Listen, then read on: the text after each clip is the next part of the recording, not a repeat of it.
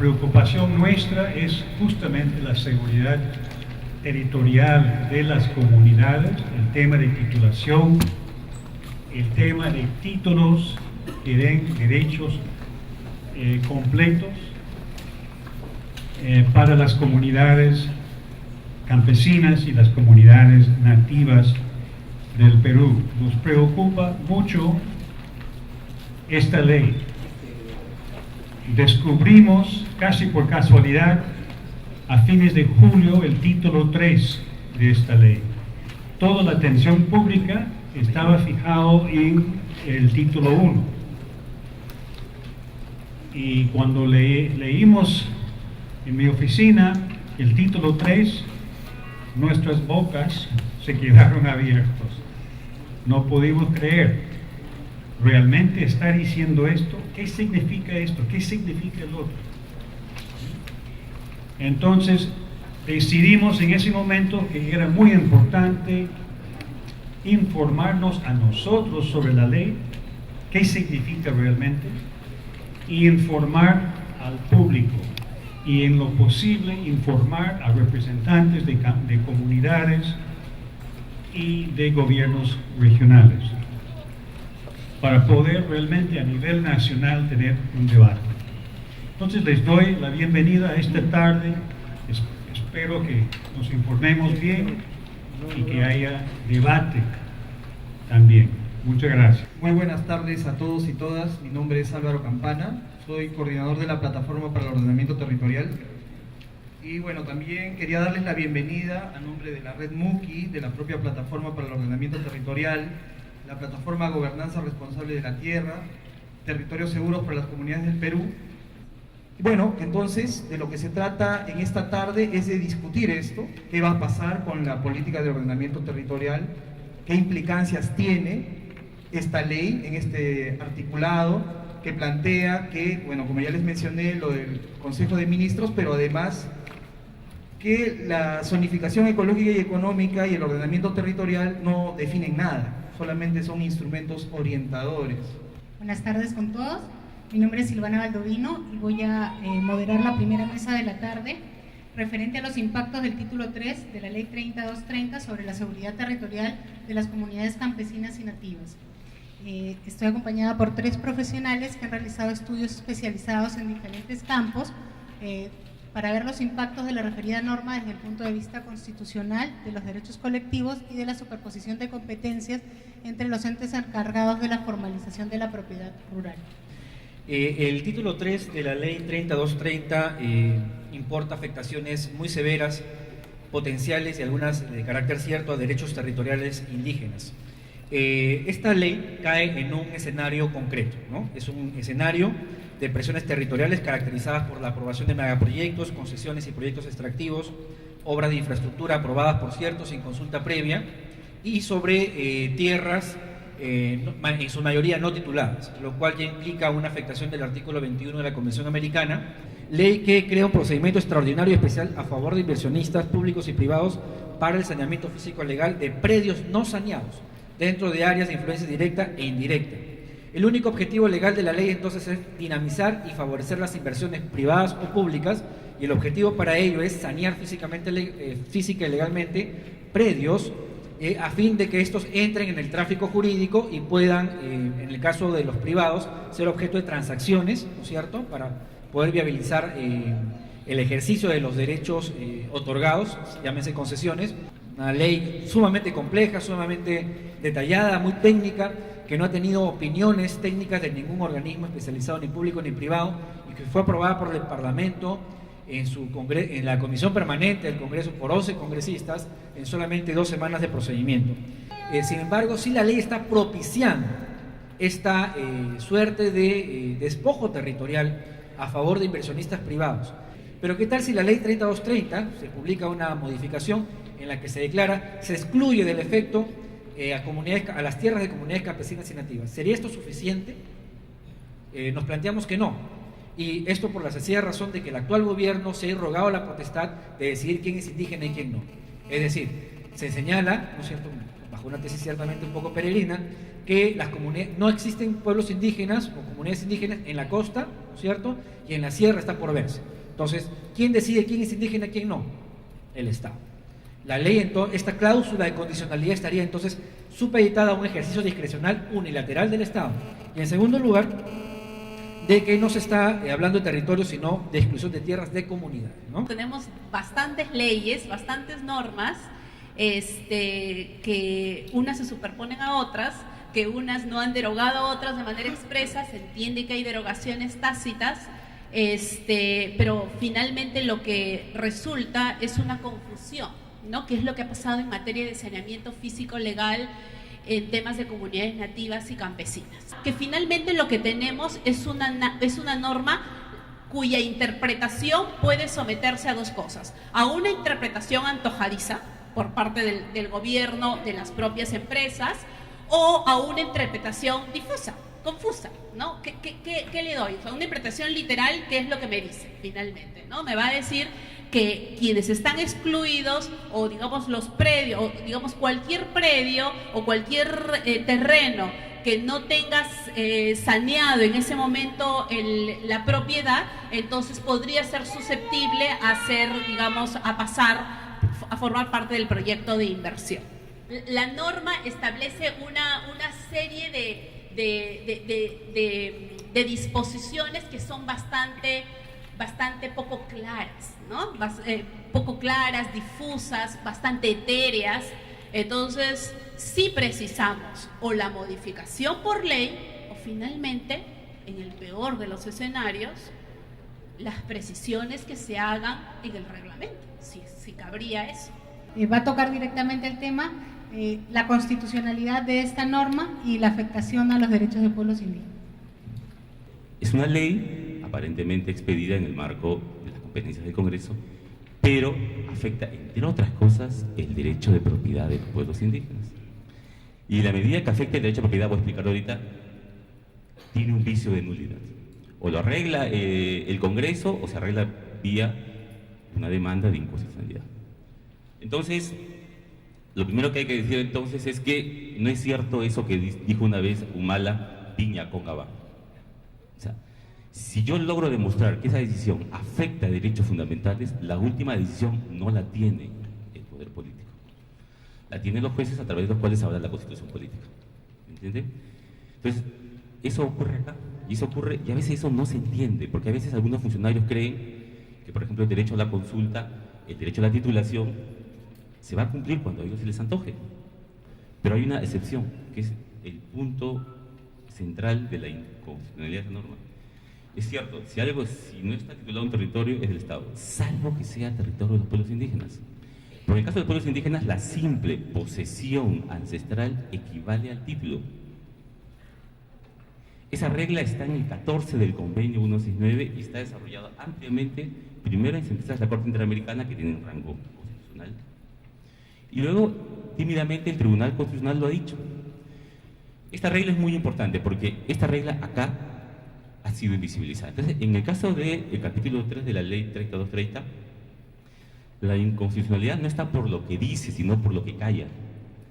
Aquí, si uno mira la norma, no aparecen por ningún lado los territorios de los pueblos indígenas, no aparece por ningún lado el derecho a la propiedad de los pueblos indígenas.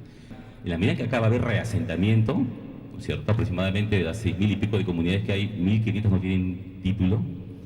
Si esto se concreta, van a ser expulsadas, desplazadas. Es evidente que además de consultar, hay necesidad de hacer consentimiento. ¿Qué significa consentimiento? Consentimiento significa que en determinados casos, además de consultar, el Estado tiene que obtener el consentimiento. No lo digamos nosotros.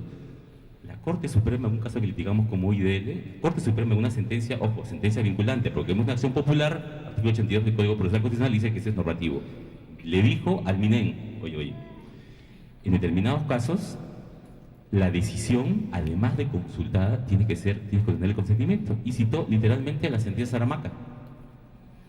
Entonces, no se ha consultado, no hay consentimiento, hay violación del derecho al territorio, a la propiedad, a la autodeterminación. Pues se pueden hacer varias cosas. En principio, lo ideal, lo razonable es que el Ejecutivo lo modifique, ¿no es cierto? Ese es que el Congreso lo modifique. ¿no es cierto? Dudo que eso va a ocurrir. Entonces se abre el camino de lo que puede ser una demanda de inconstitucionalidad, ¿no es cierto? Simplemente decirle al Tribunal Constitucional, mira, tribunal, mira esta norma, esta ley, mira estos artículos y mira estos estándares internacionales. Dicho sea de paso, lo más garante y protector de los derechos de los pueblos indígenas está en el sistema interamericano. Hay una serie de reglas que a veces son subutilizadas y desconocidas de manera, digamos, tan abierta por los funcionarios públicos. Entonces, ¿qué hay que decirle? Mira, esto va contra esto. Y aquí lo que corresponde en realidad es sacar una cosa que se llama sentencia interpretativa. ¿Qué significa eso? Si al artículo 37, si no mal no me acuerdo, se le pone una cláusula que diga todas estas reglas no se aplican a las comunidades campesinas y nativas, salvamos y nos ahorramos tanto problema. ¿Qué pasa cuando el Tribunal Constitucional, en un marco de un control constitucional y una demanda de inconstitucionalidad, lo que va a intentar es tratar de salvar la ley? Le va a buscar algún sentido interpretativo que salve la ley, pero al mismo tiempo que proteja derechos. Hay un deber de prevención que está muy desarrollado en el sistema interamericano. No es el deber de prevención como principio constitucional ambiental. La Corte Interamericana ha dicho que frente a violaciones de los derechos humanos hay 4 responsabilidades. Primero, prevenir las violaciones, investigarlas, sancionarlas y repararlas. La función de prevención es muy importante. Es decir, el Estado, cuando ve que estamos ante un curso de colisión y se viene una violación sistemática, no tiene que esperar que esto ocurra. Tiene un deber de prevenir las violaciones. Es evidente que si esta norma se aplica, va a afectar el derecho al territorio, y el derecho al territorio no es un derecho más de los pueblos indígenas, es un derecho fundamental.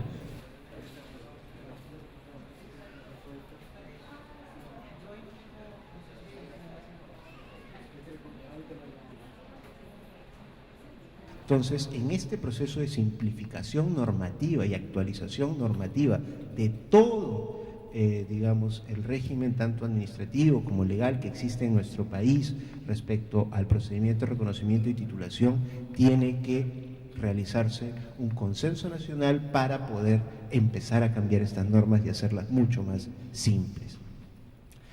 Un segundo tema es todas las controversias que existen de derechos en territorios titulados y por titular de comunidades campesinas. Un problema que hallamos y que se refleja en ese informe es que existen sobre, digamos, las tierras por titular a veces otros derechos otorgados a terceros por el propio Estado o áreas naturales protegidas que el propio Estado ha querido generar. En esas zonas, por ejemplo, se pueden entregar concesiones forestales, concesiones mineras, en fin, un conjunto de derechos frente a terceros. Y que en la práctica, no digo normativamente, sino en la práctica, generan la paralización del proceso de titulación. Este es el caso de la comunidad de Alto Tamaya-Sahueto, que justamente 11 años buscando su titulación, Edwin Chota no logró, a pesar de haber tocado infinidad de veces las puertas de las instituciones regionales y nacionales para lograr su titulación, no lo pudo obtener. Él perdió la vida y aún al día de hoy todavía el título de propiedad de su comunidad no se ha podido otorgar. Y esto básicamente por una inadecuada interpretación de las normas que existen, de este aparato normativo que he señalado que es muy difuso y que también ha sido ya referido por los anteriores ponentes, y que justamente genera que interpretaciones así terminen en la práctica por impedir la titulación de estas comunidades. Para nosotros esta ley, si es que se interpreta, esta ley no se podría interpretar en el sentido de que modifique el régimen de comunidades, el régimen de propiedad de las comunidades campesinas y nativas por un simple hecho, que ésta no ha pasado por un proceso de consulta previa.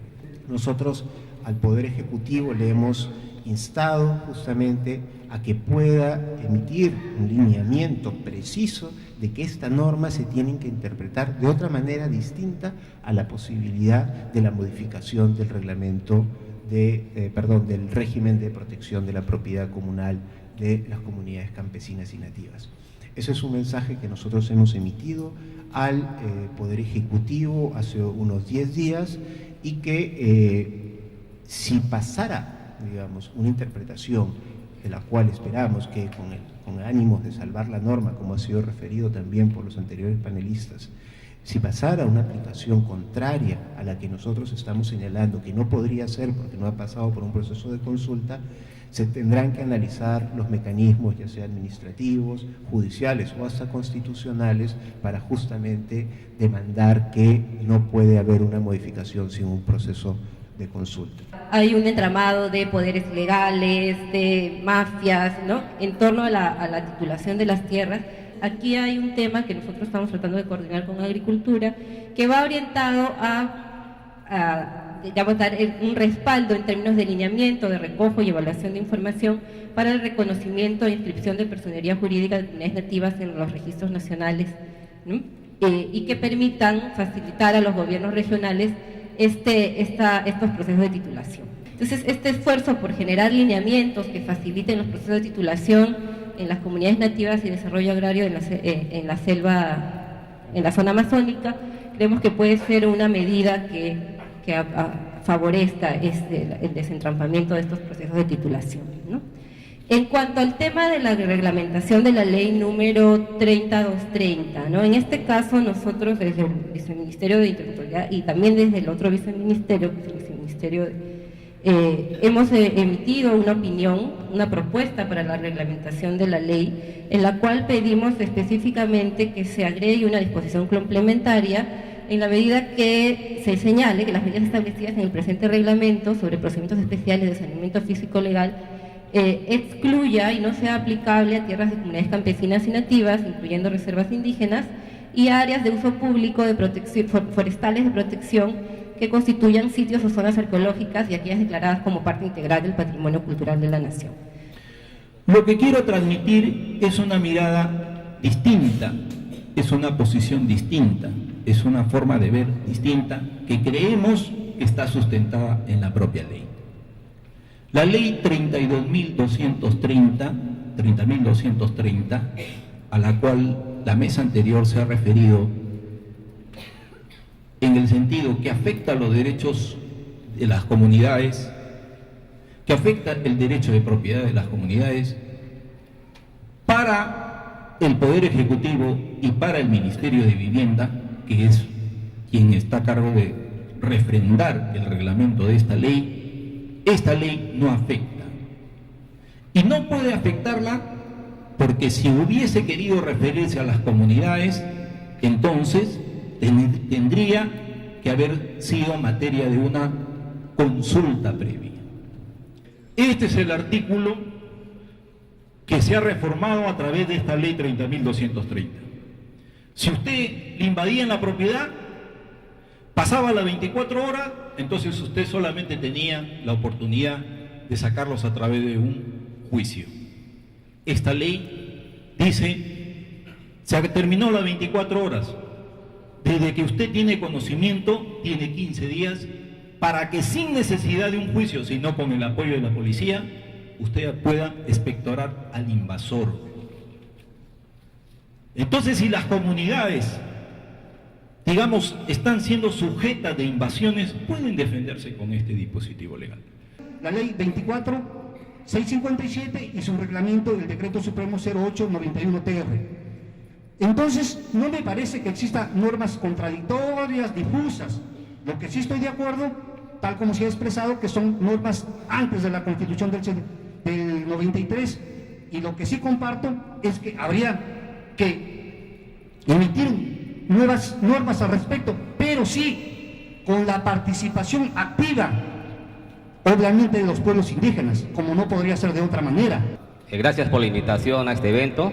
José Cachay, de la Dirección Regional Agraria de Loreto. Siento que en remembranza COFOPE se ha llevado algunas competencias que contradicen el literal N del artículo 51 de la Ley de Gobiernos Regionales, porque los proyectos a desarrollarse, sobre todo en Loreto, ¿qué significa? Hidrocarburos, significan proyectos agroindustriales, y esos son temas rurales, que le corresponde definitivamente su saneamiento y su tratamiento a los gobiernos regionales a través de las direcciones regionales agrarias. O sea, el Ministerio de Agricultura, como ente rector, está abdicando en algo de parte de sus competencias. Para mí realmente esta disposición es atentatoria contra nuestras comunidades campesinas. El que habla es presidente de la Federación Regional de Ayacucho. Ayacucho cuenta más de 600 comunidades campesinas tituladas y muchas de ellas no están tituladas registradas, pero ya no el proyecto especial de titulación de tierras asume esta tarea, sino que COFOPRE está entrando en disolver las comunidades campesinas. Están entrando titular en forma individual, casi a la fuerza. Bien, mi nombre es Yelso Hernández, soy cajamarquino, presidente de la Central Única Nacional de Rondas Campesinas del Perú. Bien, creo que a los cajamarquinos ya nos han dicho de todo. La pregunta es, bueno, en Cajamarca primero que nosotros nos están excluyendo de que las rondas campesinas ya no somos parte de los pueblos indígenas. Entonces nosotros durante este proceso de resistencia por la defensa del territorio hemos tenido que reconstruir nuestra crónica historia. Una crónica de nuestra historia como pueblos indígenas. Entonces la pregunta es, ¿por qué excluyen a las rondas campesinas de este proceso? Porque nosotros nos consideramos que somos sujetos de derecho, somos parte del Estado.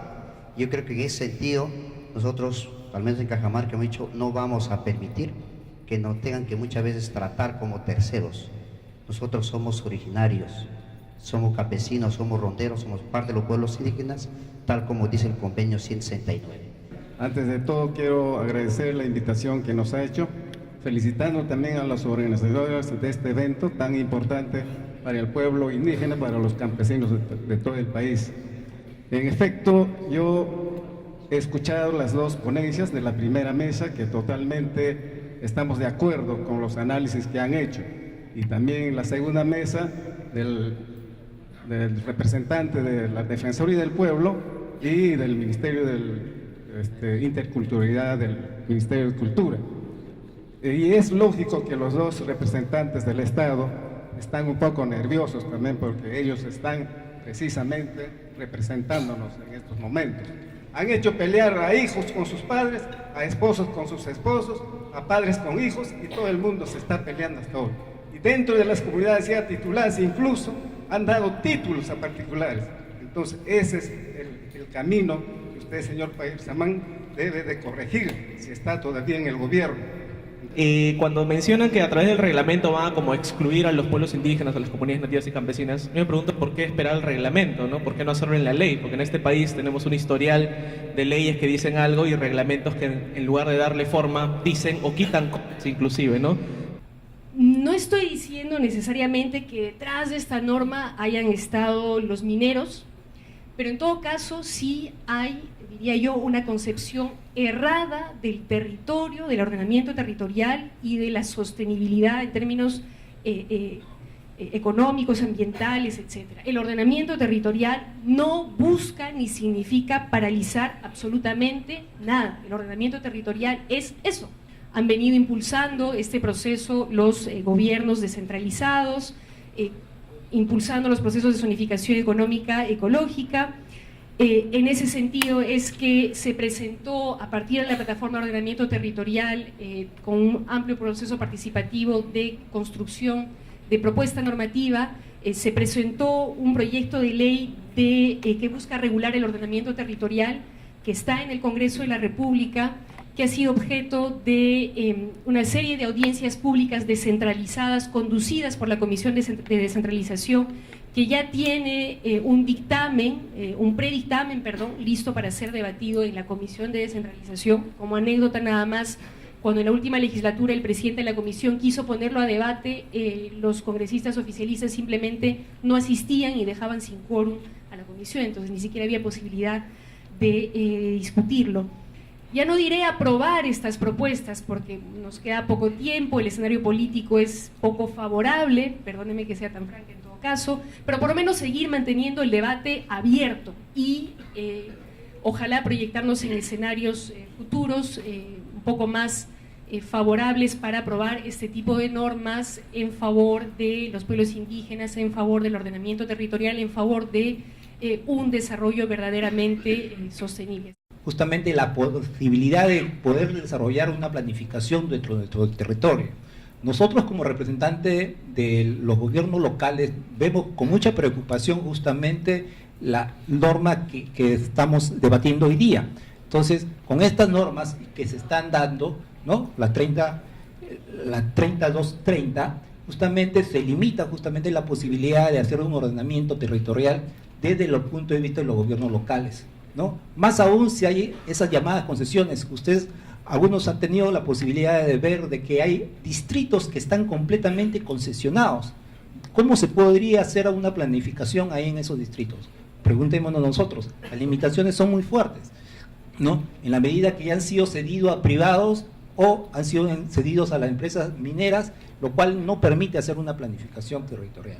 Tiene absoluta razón la congresista cuando señala que el gobierno nos está pasando de contrabando medidas orientadas a favorecer a los sectores aludidos, desbaratando la ya limitada institucionalidad que tenemos y poniendo en riesgo los derechos de muchos de los peruanos, que definen dentro de las competencias exclusivas, también dentro de las competencias compartidas, una cantidad de atribuciones que son guardadas en el rincón de los justos en nombre del sacrosanto mercado.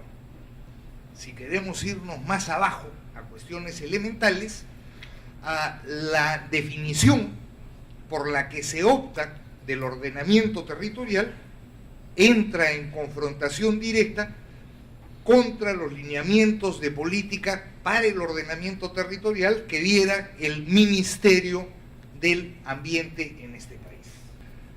Dos cuestiones finales para terminar y ceñirme al tiempo. La primera, gracias, una pregunta elemental.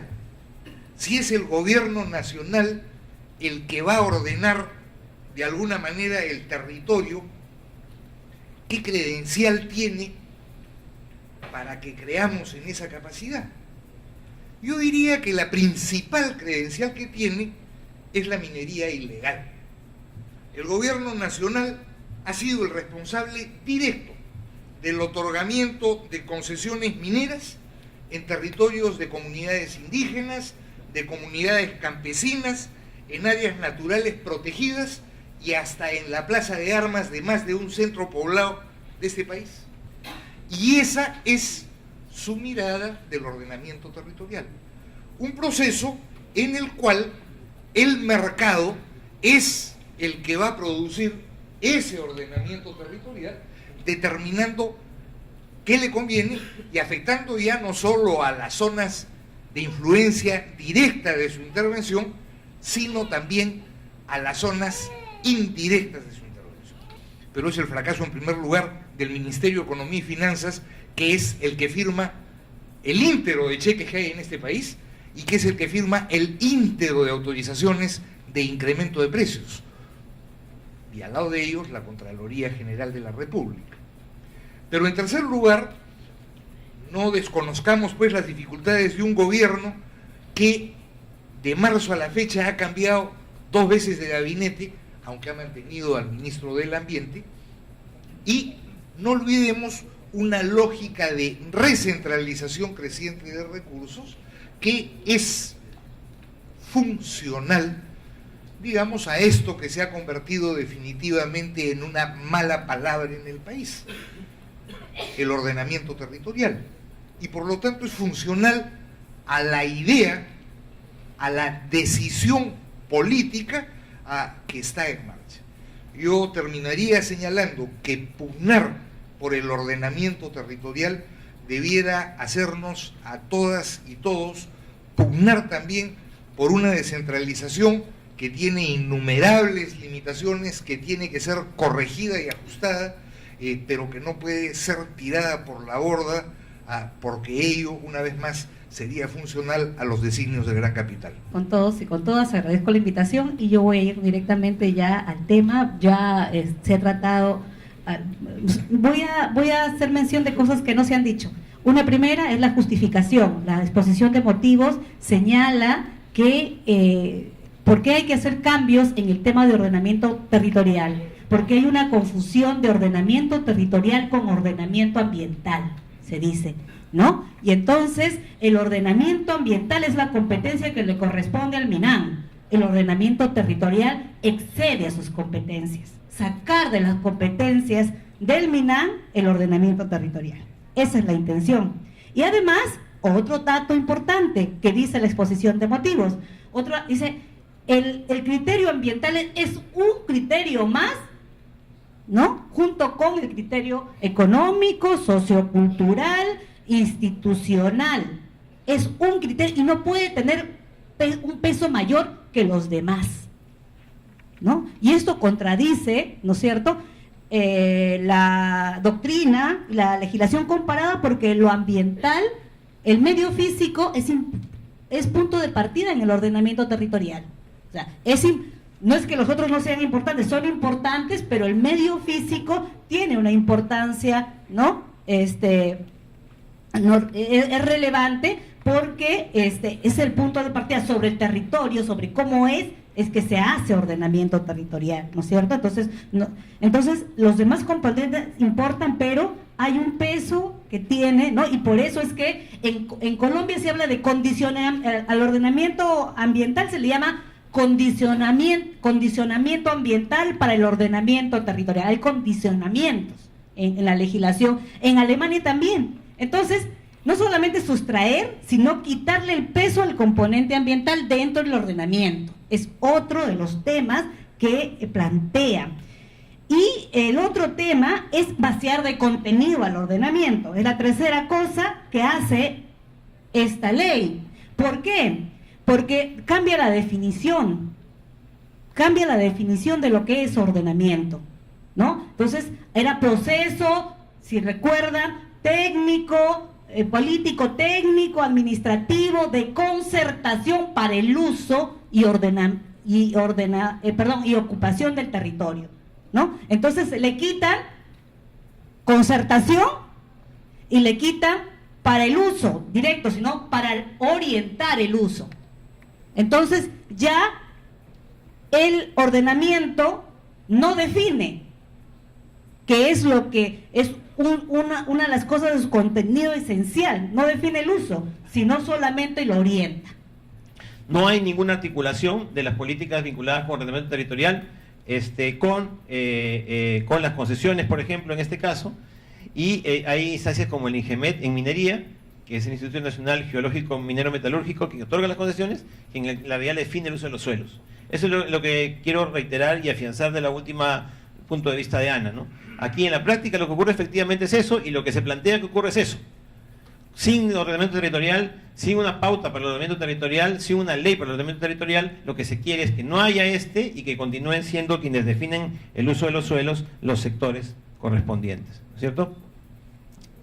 Y evidentemente con ello se afectan las competencias constitucionales de gobiernos regionales, locales, ya lo mencionó con detalle hace un momento la mesa anterior.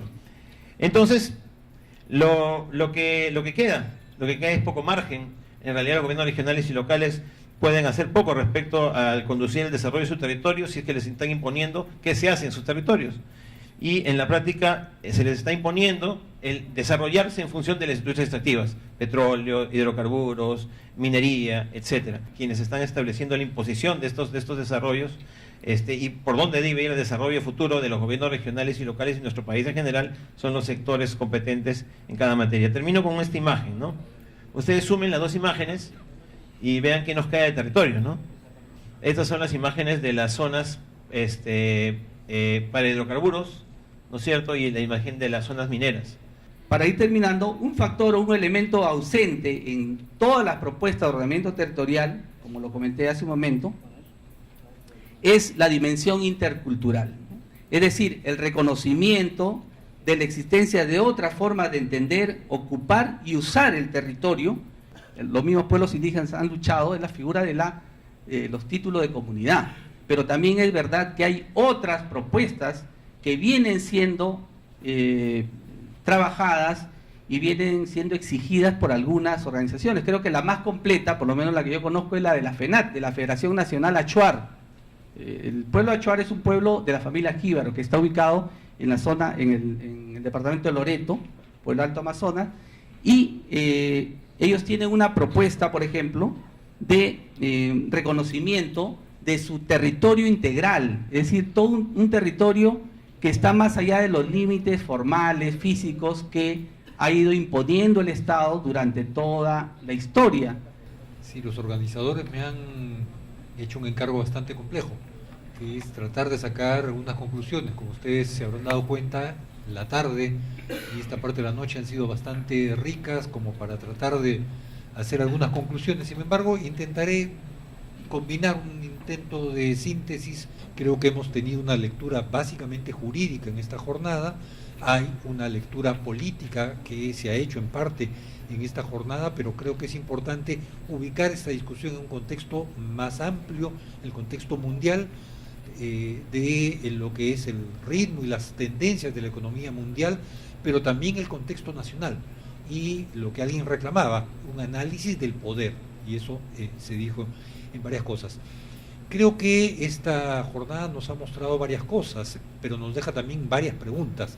Las centrales, ahora, después de esto y en los días y meses que vienen, ¿qué podemos hacer?